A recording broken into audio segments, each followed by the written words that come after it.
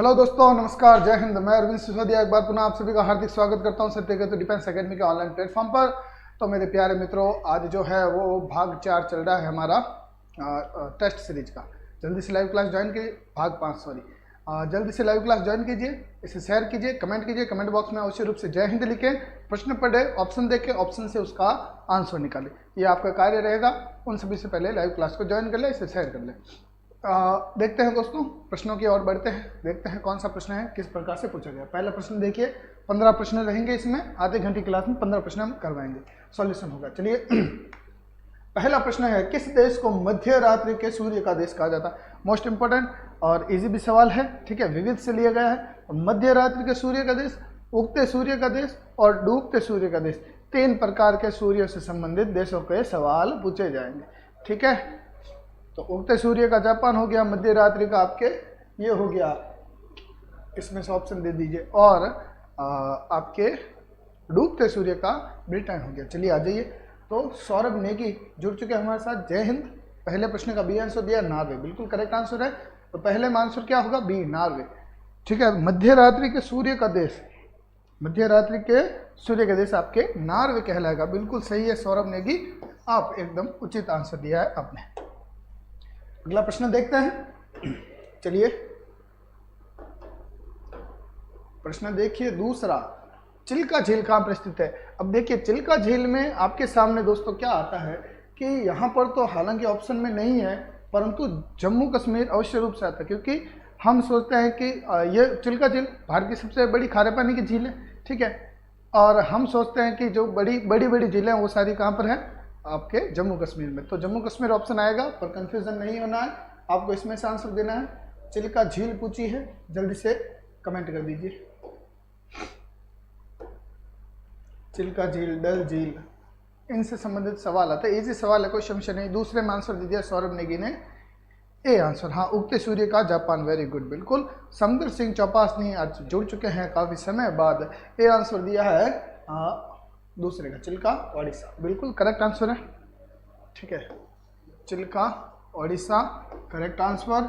और ओडिशा से संबंधित मैंने आपको पहले भी बताया कि ओडिशा की पूर्व की राजधानी, तो ओडिशा की पूर्व की राजधानी थी कटक, वर्तमान की राजधानी है भुवनेश्वर। अगला सवाल देखिए तीसरा, बिहू किस राज्य का परंपरागत नृत्य है। मोस्ट इंपॉर्टेंट सवाल है, कला एवं संस्कृति से संबंधित, भारतीय संस्कृति से संबंधित सवाल है, तो उचित रूप से प्रश्न बनेगा, 100% बनेगा।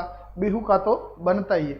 चलिए, तो बिहू किस राज्य का परंपरागत नृत्य है। बिहार, असम, पंजाब या इनमें से कोई नहीं। तो एक चीज़ तो आसान सी है कि चौथा ऑप्शन आपको इनमें से कोई नहीं मिल रहा, तो 3 आंसरों में से ही आपको निकालना आंसर, तो कंपटीशन इजी हो जाता है थोड़ा। चलिए, अनिल बिडिया सर भी हमारे साथ जुड़ चुके हैं। तीसरे में बी आंसर दिया है अनिल और सौरभ नेगी ने। आगे देखते हैं समुद्र सिंह जी का क्या आंसर आता है।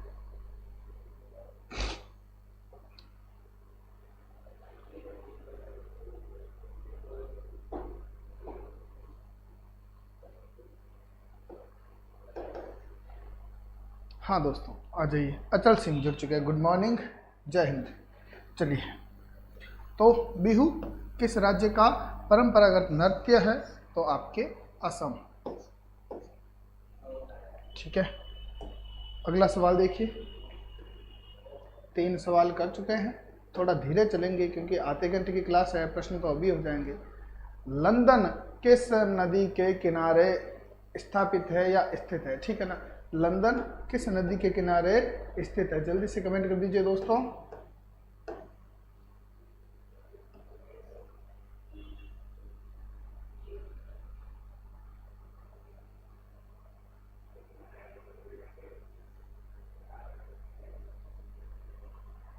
ABCD 4 ऑप्शन है, जल्दी कमेंट कीजिएगा।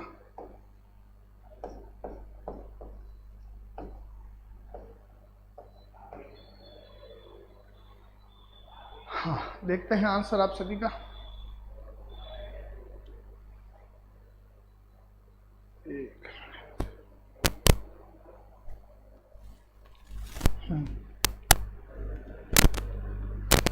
तो प्रश्न 4 आंसर आ रहा है डी, ठीक है, थेम्स। समदर सिंह, अनिल बिडियासर, अचल सिंह और सौरभ नेगी। हाँ, तो इसमें भी आप टेम्स दे रहे हो, टेम्स कहीं नहीं होगा, आपको क्या मिलेगा, थेम्स मिलेगा दोस्तों, है ना। तो थोड़ा सा इसका ध्यान रखना, इसीलिए ये ऑप्शन दिया गया था। देखो जेम्स का तो कोई सवाल ही नहीं उठता, ठीक है। टेम्स नहीं होता, उस नदी का नाम क्या है, थेम्स है। लंदन थेम्स नदी के किनारे, किस नदी के किनारे, थेम्स। ऑप्शन नंबर डी हमारा करेक्ट होगा, थोड़ा सा याद रखिएगा। चलिए, ये भी आपका करेक्ट हो गया प्रश्न। फिलहाल 4 तक सभी के आंसर करेक्ट है।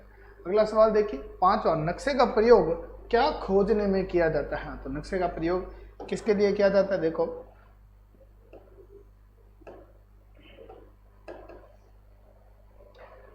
नक्शे के माध्यम से हम किसी भी स्थान का पता कर सकते हैं कि कौन सी दिशा में है। तो पहला, दूरी बिल्कुल हम ज्ञात कर सकते हैं, ठीक है। दूरी हम नक्शे के माध्यम से ज्ञात कर सकते हैं देशांतरों और अक्षांशों के माध्यम से, ठीक है। दिशा हम बिल्कुल ज्ञात कर सकते हैं। मान लीजिए कि यहाँ पर आपके क्या है भैया, अफ्रीका, तो अफ्रीका की दिशा आराम से ज्ञात कर सकते हैं, ठीक है। वापस ये दक्षिणी अमेरिका मान लीजिए, दक्षिणी अमेरिका की दिशा भी हम ज्ञात कर सकते हैं, ठीक है। और इनमें से जो भी देश है, तो भारत की दिशा हमें ज्ञात करनी है, तो भारत की दिशा भी हम ज्ञात कर सकते हैं ग्लोब के माध्यम से। लंबाई भी हम ज्ञात कर सकते हैं, किस देश की कितनी लंबाई है कितनी नहीं है। तो 3 ऑप्शन हमारे करेक्ट हो गए, तो चौथा बिल्कुल आपका करेक्ट हो जाएगा, यानी कि उपरोक्त सभी। ऑप्शन नंबर हमारा डी करेक्ट होगा, ठीक है। तो नक्शे के माध्यम से ये हम 3 चीज़ें ज्ञात कर सकते हैं उचित रूप से। समय भी ज्ञात करते हैं, परंतु समय आपके मानक समय रेखा द्वारा ज्ञात किया जाता है, वो तो देशों के अंदर होता है, ठीक है। तो 5वें में आंसर होगा आपका डी। छठा प्रश्न देखिए, भारत में गोवा को पुर्तगालियों से कब आज़ाद करवाया गया। तो भारत में जो गोवा है, गोवा को पुर्तगालियों से कब आज़ाद किया गया, ये तो आप डेट याद ही कर लीजिए, क्योंकि ये सवाल काफ़ी पूछा जाता है। अब देखते हैं आप सभी के ऑप्शन।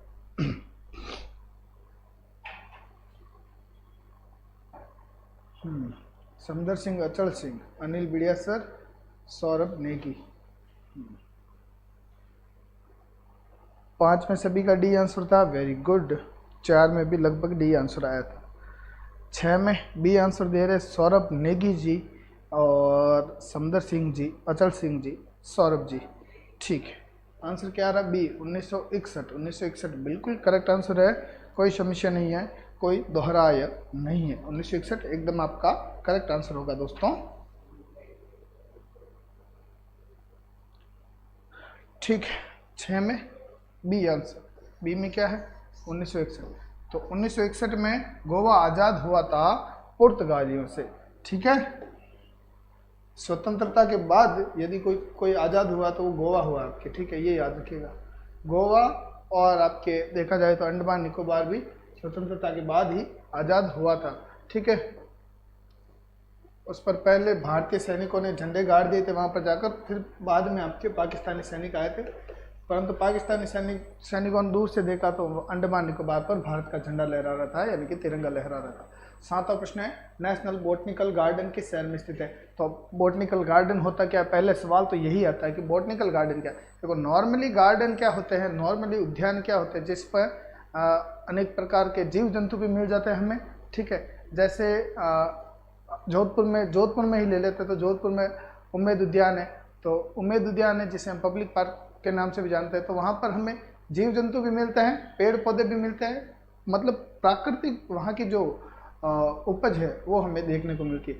बॉटनिकल गार्डन में क्या होती है कि भैया इसमें मुख्य रूप से फूल होते हैं, यानी कि विश्व में जितने भी प्रकार के फूल होते हैं ना, वो आपके फूल मिलते हैं। कहाँ पर मिलते हैं, बॉटनिकल गार्डन में फूल होते हैं, पौधे, पेड़ पौधे छोटे छोटे, ठीक है। और उनकी साज सजावट इस प्रकार से होती है कि हमारा मन शांत हो जाता है, ठीक है। तो एक तो बॉटनिकल गार्डन से सवाल आएगा, एक सवाल आएगा आपके रोज गार्डन से, रॉक गार्डन से, ठीक है। ये 2 सवाल आएंगे।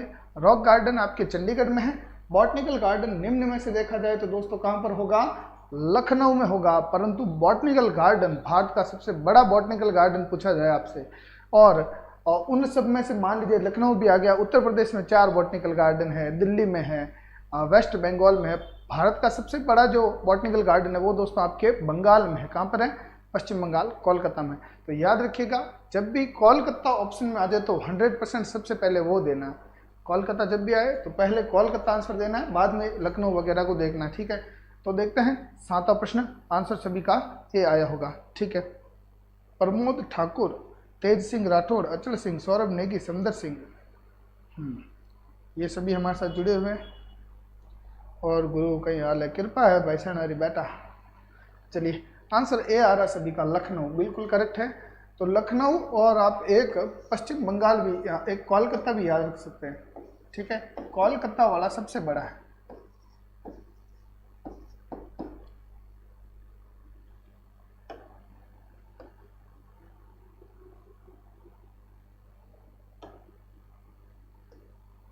ठीक है, ये आपका आंसर करेक्ट हो जाएगा। चलिए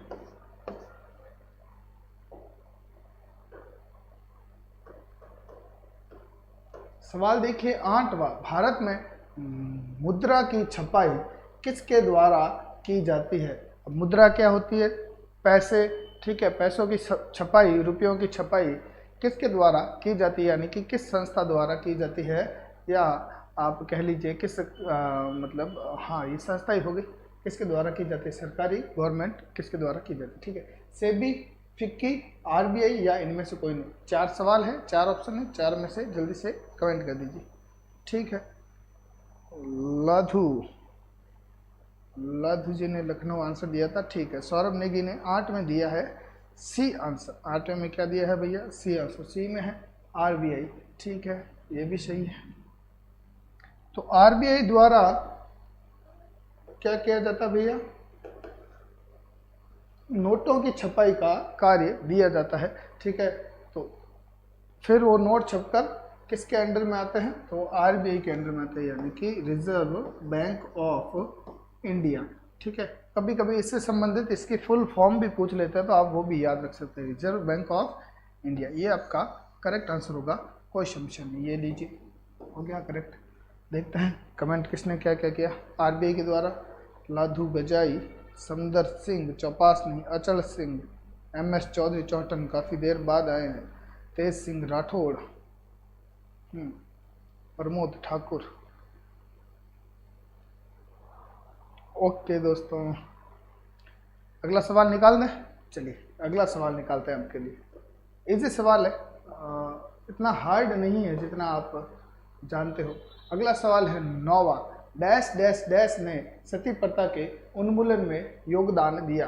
तो निम्न में से किसने सती प्रथा के उन्मूलन के लिए योगदान दिया था? ये प्रश्न है, बहुत ही अच्छा सवाल है, इजी सवाल है, आराम से सभी इसका आंसर कमेंट कर सकते हैं, ठीक है। तो सबसे पहला नाम तो दिया हुआ विश्व गुरु का। भारत के द्वारा जो विश्व गुरु बने थे वो बने थे आपके विवेकानंद, ठीक है। फिर है आपके सामाजिक कार्यकर्ता, ठीक है, समाज सुधारक राजा राम मोहन राय। फिर वापस समाज सुधारक ही है आपके, ठीक है, दयानंद सरस्वती। हालांकि ये सभी समाज सुधारक ही है। एनी बेसेंट भी समाज सुधारकों में गिन लो आप, कोई समस्या नहीं, ठीक है। तो एनी बेसेंट से संबंधित तो क्या सवाल आ सकता है? लगभग आपकी यही आ सकता है कि कांग्रेस की प्रथम महिला अध्यक्ष एनी बेसेंट और कांग्रेस की प्रथम भारतीय महिला अध्यक्ष आपके सरोजनी नायडू होगा। हाँ, तो इसका आंसर जल्दी से कमेंट कर दीजिए दोस्तों। प्रश्न 9, सती प्रथा के उन्मूलन में योगदान दिया। 4 ऑप्शन है, चारों में से एक आंसर करेक्ट होगा।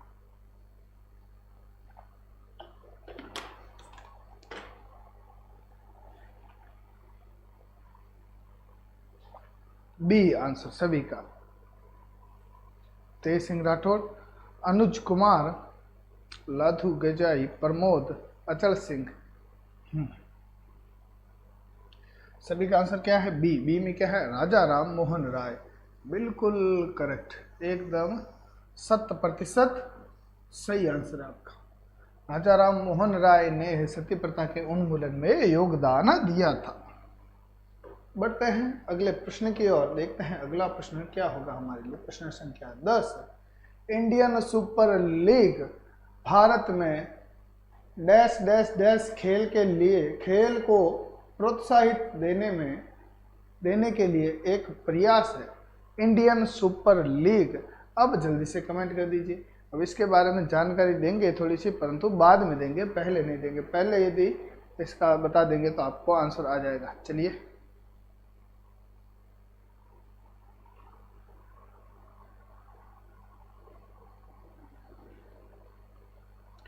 सौरभ नेगी का ए, अनुज कुमार का डी। सौरभ नेगी ने ए हॉकी, हॉकी के प्रोत्साहन के लिए। Anuj Kumar Samdar Singh D answer. Samdar Singh Chopasni, MS Chaudhary Chohtan D D D D D D. मैं हो चे थोड़ा तो कन्फ्यूज हो क्रिकेट का जोड़ देना, क्योंकि इंडियन सुपर लीग, ठीक है, इंडियन सुपर लीग तो ISL, ठीक है, इंडियन सुपर लीग। IPL की फुल फॉर्म क्या है? ठीक है, IPL संबंधित होगा आपके क्रिकेट से और फुटबॉल से संबंधित होगा आपके इंडियन सुपर लीग। तो फुटबॉल खेल को प्रोत्साहन देने के लिए इंडियन सुपर लीग प्रयास कर रहा है निरंतर। फुटबॉल में भारत को विश्व स्तर के लिए पहुंचाने का प्रयास हो रहा है इंडियन सुपर लीग द्वारा। ठीक है, तो याद रखिएगा ऑप्शन हमारा कौन सा करेक्ट हो जाएगा? डी आंसर करेक्ट हो जाएगा, बिल्कुल सही है, फुटबॉल।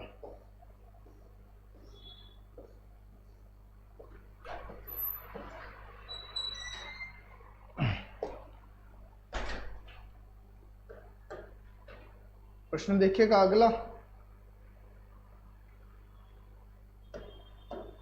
11, माउंट एवरेस्ट पर चढ़ने वाली भारत की प्रथम महिला थी।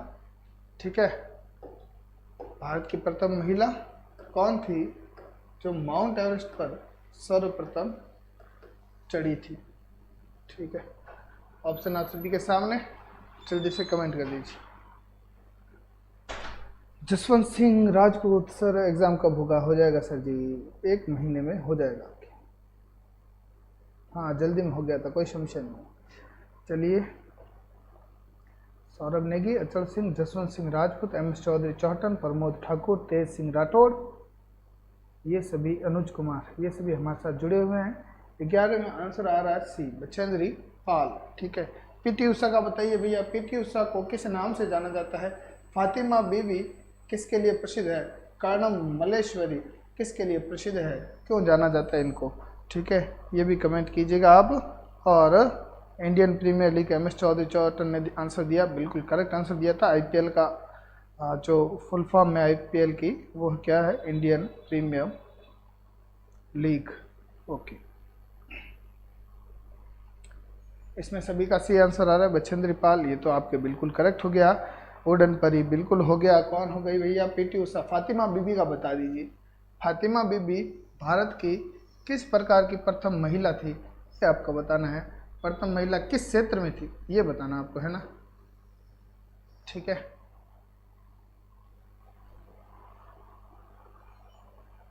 प्रमोद ठाकुर, तेज सिंह।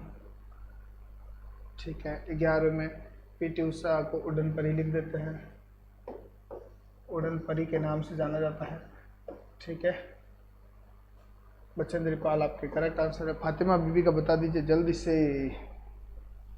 ठीक है, अगला प्रश्न देखिएगा, तो प्रथम महिला मुख्य न्यायाधीश फातिमा बीबी। अगला सवाल देखिए, 12वां, भारत में आने वाले प्रथम ईसाई धर्म प्रचारक कौन थे? मोस्ट इम्पोर्टेंट, अच्छा सवाल है।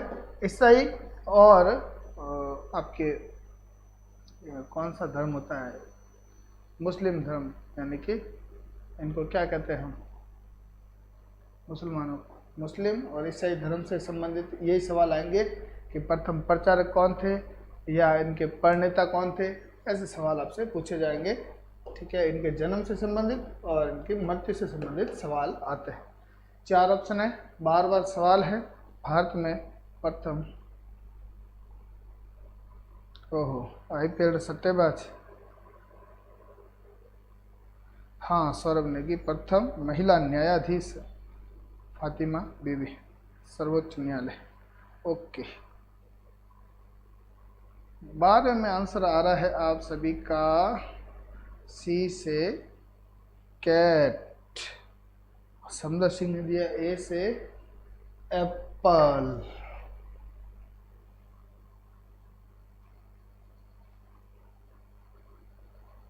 ड्रीम 11 मत है। हाँ, सट्टा मारो थे, सट्टा लगाओ। हाँ बड़ा गजब भुदरी आओ, वेरी गुड।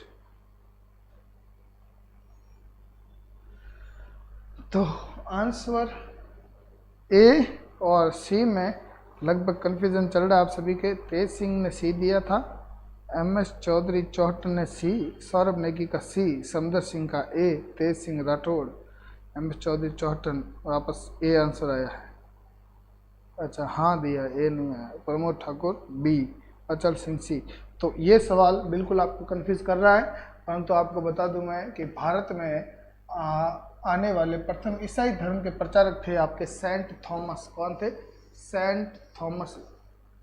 इजी नाम है, याद कर सकते हो। सेंट थॉमस ईसाई धर्म के प्रचार के लिए भारत आए थे। सवाल देखिए 13, वर्तमान के फारस को किस नाम से जाना जाता है? तो वर्तमान में हम जिसे फारस कहते हैं उसे पहले किस नाम से जाना जाता था?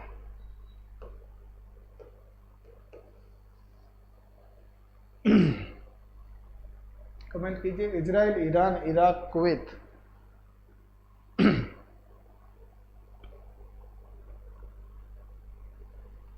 Mughal Choru, Mogal Soru, Jaswant Singh Rajput, Saurabh Negi, MS Chaudhary, Miller Killer. ठीक है, बी आंसर आ रहा है ईरान। वर्तमान के फारस को किस नाम से जाना जाता है? ईरान। ठीक है, वर्तमान के फारस को। और कोई कमेंट करना चाहे तो 13 में बी सभी का आंसर। ठीक है, हाँ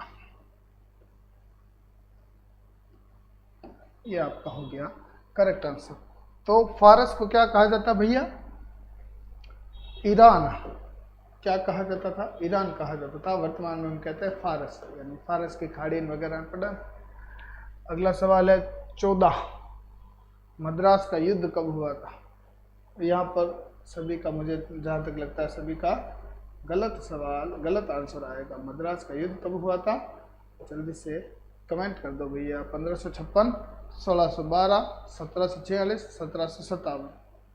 ठीक है, 1757 एक मोस्ट इम्पोर्टेंट डेट है, आपको बताना है इसमें कौन सा युद्ध हुआ था। 1757 का युद्ध बताना है, बाकी इनमें से आप मद्रास का युद्ध बता दीजिए, वो काफ़ी है।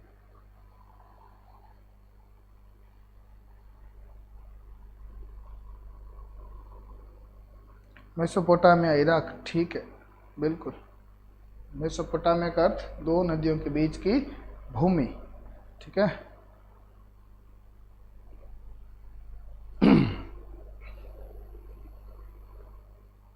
सर अजमेर वाले छोरे, ओहो जसवंत सिंह राजपूत।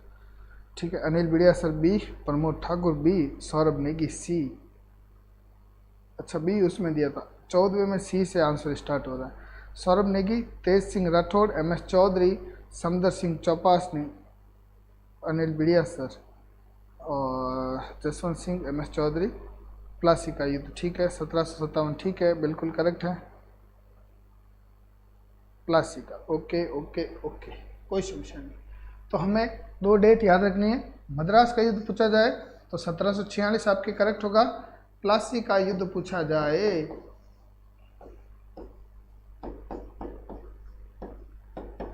तो आपके 1757, और इसके 100 साल बाद 1857 को भारत की प्रथम स्वतंत्रता क्रांति स्टार्ट हुई थी। ठीक है,